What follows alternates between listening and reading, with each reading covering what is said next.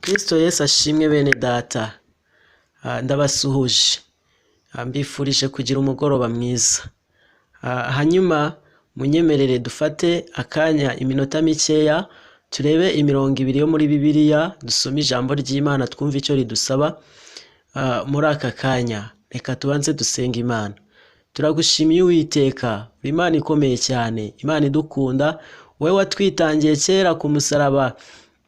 We wabonye ko twari dupfuye rubi, warangiza ukamanuka mu isi ukaza kuvuga ngo reka manikwe ku giti maze mena amaraso yanjye kugira ngo aba bantu naremye nibanyizera bakanyizera baze mbahindura ibyaremwe bishya, mbahindura abana banjye, maze nindangiza nzabarage n'ubwami bw'ijuru. Habwa icyubahiro. Iri jambo tugiye kwiga rero Mana, iri jambo tugiye gusoma, reka udufashe kuryumva neza kandi rimenagura imitima yacu.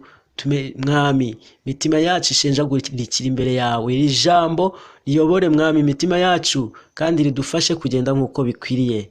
Urakoze, amen. Mureke dusome ijambo ry'Imana dusanga mu butumwa bwiza bwanditswe na Yohana, igice cya 13, umurongo wa 34 n'uwa 35. Ubutumwa bwiza bwanditswe na Yohana, igice cya 13, umurongo wa 34 n'uwa 35. Dusome mu izina rya Yesu. Ndabaha itegeko rishya ngo mukundane nk'uko nabakunze, mube ariko namwe mukundana. Ibyo nibyo bose bazabamenyeraho ko muri abigishwa banjye nimukundana. Dusubiremo. Ndabaha itegeko rishya ngo mukundane nk'uko nabakunze, mube ariko namwe mukundana. Ibyo nibyo bose bazabamenyeraho ko muri abigishwa banjye nimukundana. Amen. Muri aka kanya dubonye ijambo ry'Imana, cyangwa se dusomye ijambo ry'Imana ryavuzwe na Kristo Yesu ubwo yari ari ku iherezo ry'ubuzima bwe, cyangwa se ubwo misiyo yiwe yamuzanye mu isi yendaga kwisohoza. Yari ari kumwe n'abigishwa be bari gusangira, niko guterura amagambo arabaganiriza, ababwira icyo bakwiriye gukora. Aranje abaha itegeko, abasigira itegeko rikomeye cyane.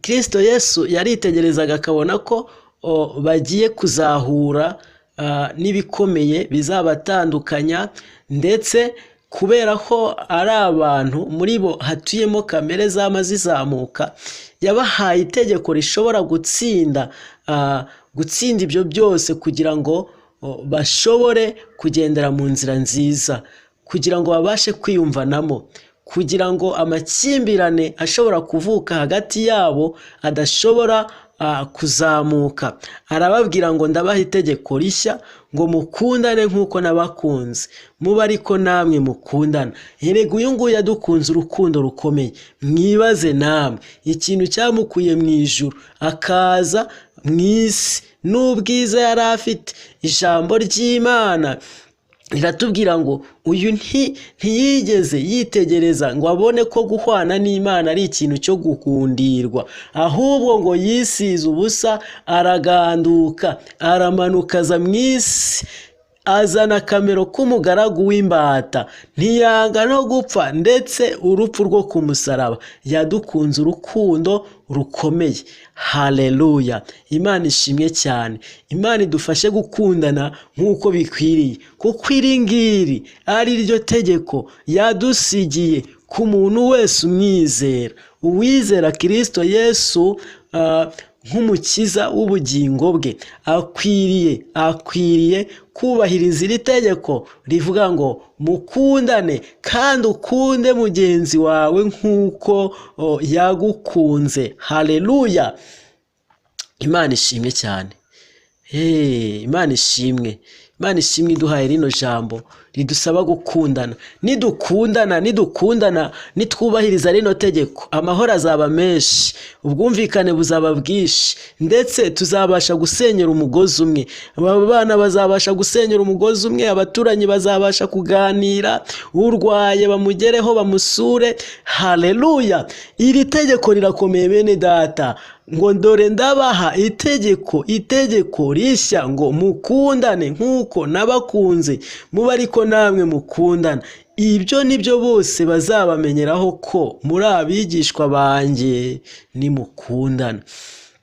Niba uri umukozi w'Imana, niba wumva ko ukorera Imana, icyo abantu bazakumenyeraho kuri umwigishwa cyangwa se kuri umwana w'Imana, icyo bazakumenyeraho nta kindi, nuko imbuto wera zizaba zirimo urukundo, ukunda abantu b'Imana, ukunda abantu Imana yaremye, kandi ugakunda bose nta n'umwe urobanuye. Urukundo rwa kivandimwe, kandi urukundo rukururira benshi mu kwizera uyu Kristo Yesu. Imana ishimwe ko iri jambo iduhaye kuryumva. Hanyuma nawe ugiye kuryumva urizirikane, wibuke ko hari itegeko Data wa twese yaduhaye rigira riti mukundane nkuko nanjye nabakunze. Haleluya! Imana ihabwe icyubahiro. Ngo nimumara gukundana nkuko yadukunze, muri mwebwe mu mitima yanyu hakaba harimo urukundo. Wabona mugenzi wawe ukamubonamo Imana, wabona na wa wundi witwa ko ari umwanzi wawe ukamubonamo ubwiza bw'Imana. Ngo ibi nibibaho, nibwo abantu bose bazabasha kumenya yuko mukorera Imana. Abantu bose bazabasha kubona yuko turi abigishwa b'Imana Data, b'Imana isumba byose. Haleluya! Kubera ko twakundanye. Murakoze cyane kubwo gufata akanya mugakurikirana rino jambo. Data wa twese abaho umugisha. Uwiteka uhabwe icyubahiro kubwa rino jambo duhaye. Hanyuma nurizirike ku nkingi z'imitima yacu.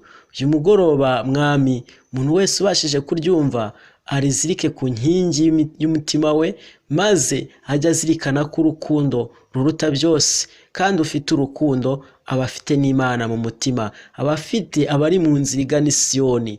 Urukundo ntirwirarira, ntirwifuriza ibibi abandi, ahubwo rwishimira ukuri. Haleluya! Ushimwe Mana, ushimwe. Ngaho komeza ubane natwe, udushoboze kugukiranukira, kugukorera ibyo ushaka, kuko wadutoranirije kugira ngo tube abigishwa bawe nyakuri. Urakoze, ni mu izina ryawe ryera. Amen.